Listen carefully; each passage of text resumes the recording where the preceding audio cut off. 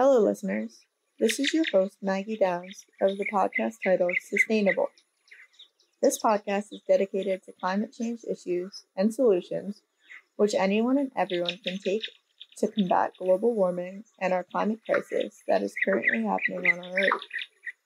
We will discuss what the real issues to climate change are, and more importantly, what the average person can do to help make a difference. In this episode, we will begin discussing what climate change is all about, who it really is that is hurting our planet, and why we, sometimes unknowingly, take part in it. Welcome back to Sustainable, a climate podcast, where I, Maggie Downs, and a special guest who is very familiar with climate change internationally, will be discussing the effects of climate change and global warming in Europe, specifically, though, in the Netherlands. To begin, let's learn a little bit about our main topic, how climate change can differ, but also be similar, to climate change here in America. Climate change has affected Europe in many ways, some similar and some different than in the States. Melting ice and rising seas, extreme weather and shifting rainfall, frequent heat waves, droughts, forest fires, and wildfires can all be seen throughout weather patterns in Europe, but also here in the United States. The consequences for Europe, though, can be excessive, as we have seen in Southern and Central Europe, in terms of more frequent heat waves, forest fires, and droughts, as well as in the Mediterranean area and Northern Europe becoming significantly drier, as we've seen in the Mediterranean, and significantly wetter, like we have seen in Northern Europe, as well as winter floods becoming even more common. As we look more specifically at the Netherlands, we can see what the effects of climate change are, and more importantly, how it is affecting the land areas and the people who live there. Climate change is already affecting the country in a variety of ways, some favorable, like the late summer months remaining warm for as long as possible, kind of like here in New Jersey and the United States, but mainly the effects of climate change that we have seen can be pretty unfavorable. Mainly, the effects of climate change have been linked to and seen through extreme weather conditions that have occurred over time in the Netherlands and have been seen more frequently as time goes on, which can include droughts, storms, heat waves, wildfires, hurricanes, and more. First, we can take a look at temperature. Temperatures all over the world are rising at a steady pace and are expected to continue to rise considering the amount of carbon being released every day from major factories and corporations. There's an article out of the Dutch Review website titled "The Effects of Climate Change in the Netherlands: What's Going to Happen?" that talks all about how climate all around the world is changing, and focuses directly on the effects in the Netherlands and basically what will happen to our futures. From that article, I found this quote that I wanted to share that provides a little more insight to the point I'm trying to make about temperature. In the article, it states, "Experts say that temperatures have risen by 0.8 degrees worldwide since 1900, but that rise is estimated at 1.7 degrees in the Netherlands. That is twice as fast as the world average temperature, and over the past 20 years, there has been no visible decline in this upward trend." So basically what that quote is showing is how temperature all across the world is seriously affecting our climate and our overall health. But more importantly, how much worse the Dutch are affected by these rising temperatures than anywhere else in the world, which to me seems pretty alarming. Next, let's talk about rainfall and sea level rise. In the Netherlands, in case you didn't know, it rains about 8% of the time, which is a lot compared to, say, New Jersey. This average rainfall has increased significantly by at least 20% since 1950, which is particularly noticeable in coastal areas, according to that same Dutch website. According to scientists who study this, these excessive rainfalls can lead to flooding in towns throughout the Netherlands. But rainfall is nothing compared to sea level rise in the Netherlands. Sea level in the world has already risen 20 centimeters due to our significant rise in temperature and melting of our ice caps. But this rise is different for the Netherlands than anywhere else. The Netherlands, as a country, are currently below sea level.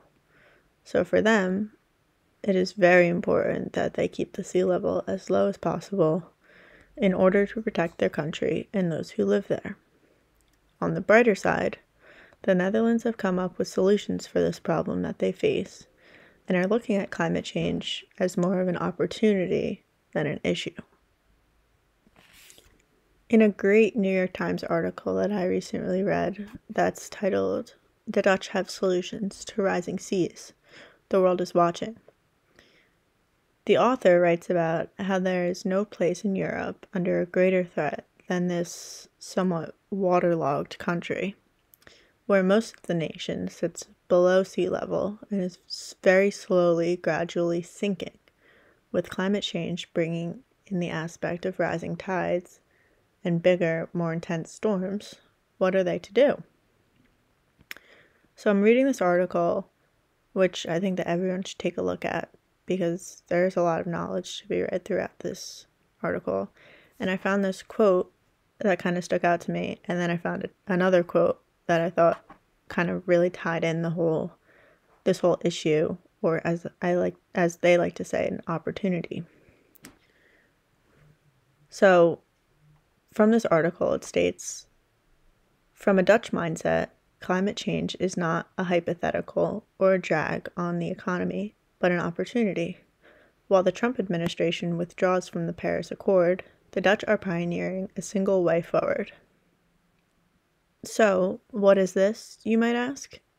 Well, the Dutch have found ways to embrace the water rather than build ways to defend against it, as maybe the United States or other countries in Europe have done to defend against this. The Dutch have almost embraced it and had it become a part of their city. So, this next great quote that explains perfectly what the Dutch are trying to do is this one from that same New York Times article. That's a really great article. So it says, "The Dutch devise lakes, garages, parks, and plazas that are a boon to daily life, but also double as enormous reservoirs for when the seas and rivers spill over. You may wish to pretend that the rising seas are a hoax perpetrated by scientists and a gullible news media. Or you can build barriers galore, but in the end, neither will provide adequate defense," the Dutch say. So this progressive way of thinking will ultimately help the Dutch in the future when sea level rise becomes more apparent and their cities are becoming wetter and wetter. Now, let's take a look into some of the health issues that the Netherlands have acquired due to this change in climate,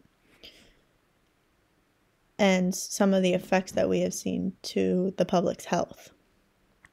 So things like persistent hot, humid weather affects more vulnerable groups like children, those who are already sick, or the elderly. And we have also seen that allergies are becoming more serious due to a longer and more intense pollen season.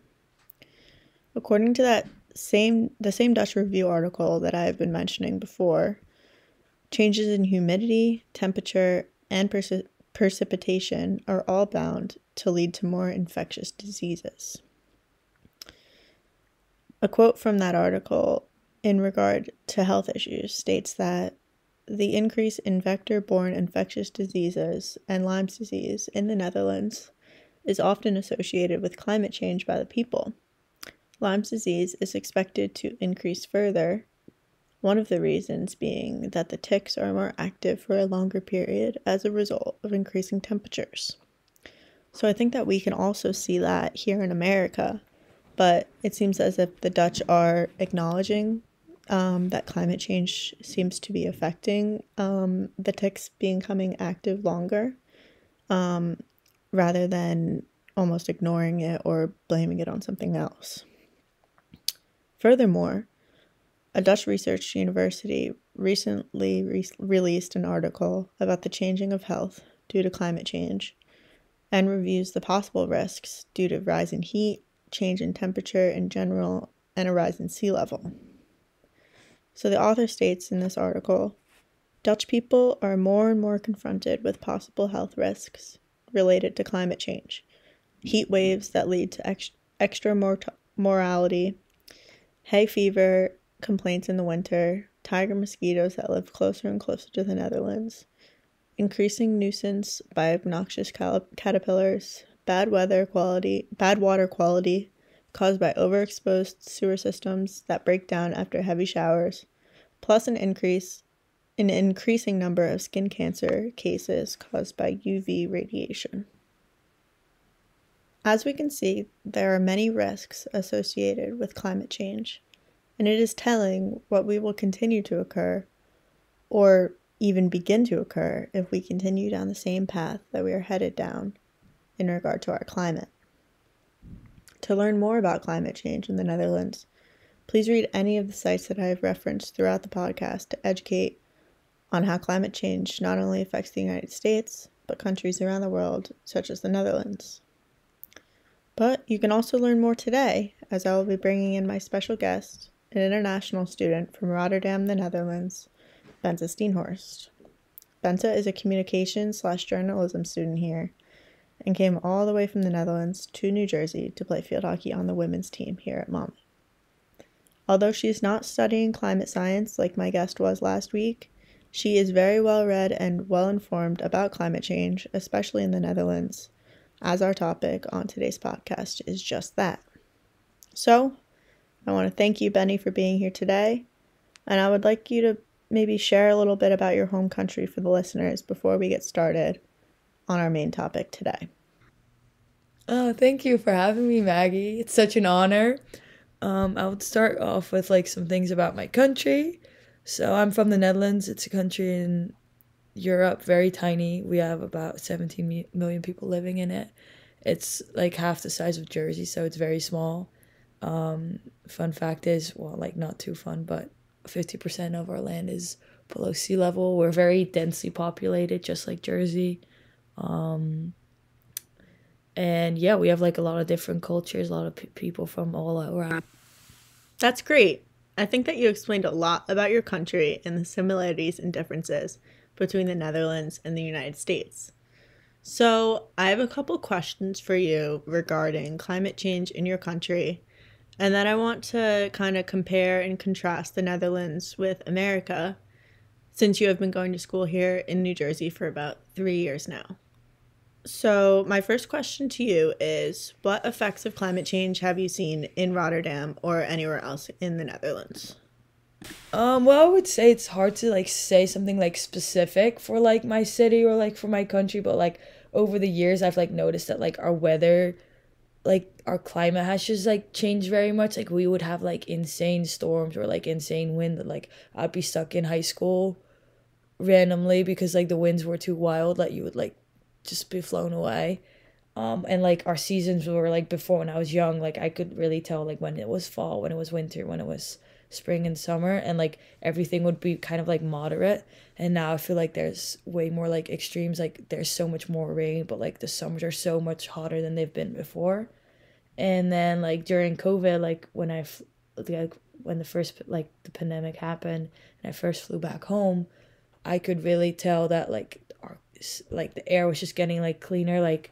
It was just easier to breathe. When I was running inside, I could see more animals around. Everything was just it was put on a pause. I could tell that the world was put on a pause, and that's when I think our climate also got more back to what it was the old days. That's very interesting to hear. Because your country is so much smaller than the United States, I can imagine that these effects are much more prevalent and more obvious than they would be here. I mean, yes, of course, my country is very small, but I think when the ice is melting in Greenland, it has such a big effect on my country because we are already below sea level, and because we are so tiny that if the sea level keeps rising, like we need to like strengthen our dikes. Like we have to do so much to like keep our whole country like safe.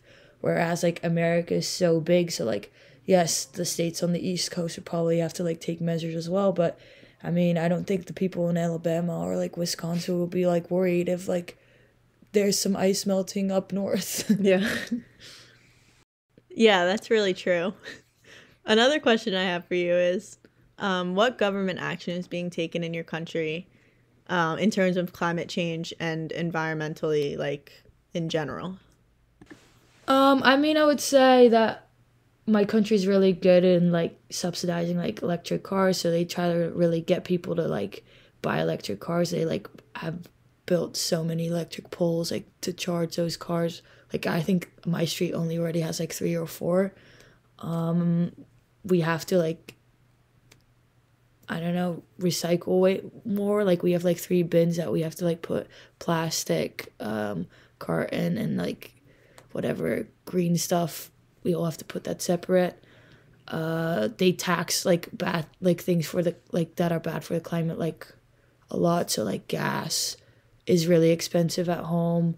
I think by 2026 or 2027, the government is making everyone get rid of like gas cooking and like turn everything to like electric.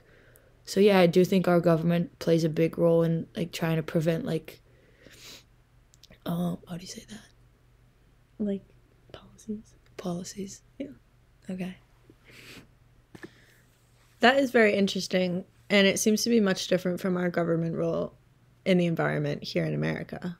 Now, to look further into the similarities and differences in our 2 countries, what have you found to be different from home here at Monmouth and around New Jersey? For example, is our recycling different, or dumping and trashing, like pollution, is that like similar or different from home? This is the first year that I live by myself in the house, and I can tell that like the way we deal with our trash here at Monmouth is so much different than what I'm used to at home. Like I said before, like we need to separate everything. Right now we kind of throw everything in one bin and like wait till like the garbage people come pick it up. But at home we have 3 separate bins, and we also have like 3 separate days that the garbage people would come, and if like the wrong bin is out, they won't take it. Like they're pretty strict about it, and you can get fined and stuff. Like I don't experience that here at all. And even like things that like when a Tesla would drive by, like people be like, hey, like a Tesla, like at home it's kind of normal. Like my neighbors have one, like it's not as big of a deal. And like I would just say like people bike so much more at home. Like we don't really use cars that much. Like we would travel from from one city to another, like either by public transport or by car. But like I feel like here you do that like over plane, and like the short like running errands or something, like you take a car here, but at home you just bike. Would you say that there's more pollution on the streets and things like that? Here in yes, 100%. Like we would never like, even like I was biking from school after class home, and like there would never be like. Wow, that is very eye-opening.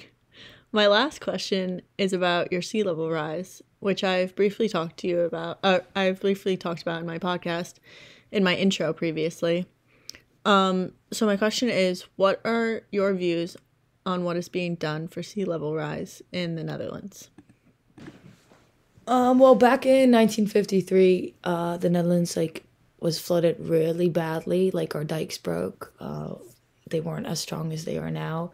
And like I know like hundreds of people had to be evacuated. Like a lot of people passed away. Like even my grandparents, I remember, had to get evacuated from the area because like so much of our country is below sea level. So like whenever our dikes do break, like it's really bad. Like so many people get affected. So our government was like, that can never ever ever happen again. So much like tax money of us, like the government uses that to like strengthen our dikes, or like make sure that they're like high enough, or like if they have to like get higher when the sea level rises, that's what they do. They keep an eye on like the sea levels like very closely, or whenever rivers are like too high, they would make sure that land is like cleared for like rivers to flood. So like I do think our country is very aware of the position we are in, and they doing everything in their power to like keep us as safe as possible. Well, I want to thank you so much for joining me today. And finally, if you have any last thoughts or comments you would like to share, please feel free to do so now. Well, thanks for having me. I had a lot of fun talking to you about this topic, so maybe I'll see you next time. Great. Thank you so much for being my guest again. And I think everyone, including myself, learned a lot from you about climate change in the Netherlands. Thank you for having me today, and I hope to be back soon. I also wanted to thank everyone listening for doing so, and I hope that this podcast today was educational as well as fun to listen to and informative. Check out my next podcast where we will learn a little bit more about how people like you and me can make a big difference on our planet in terms of recycling, water usage, being sustainable, and even government help. Thanks.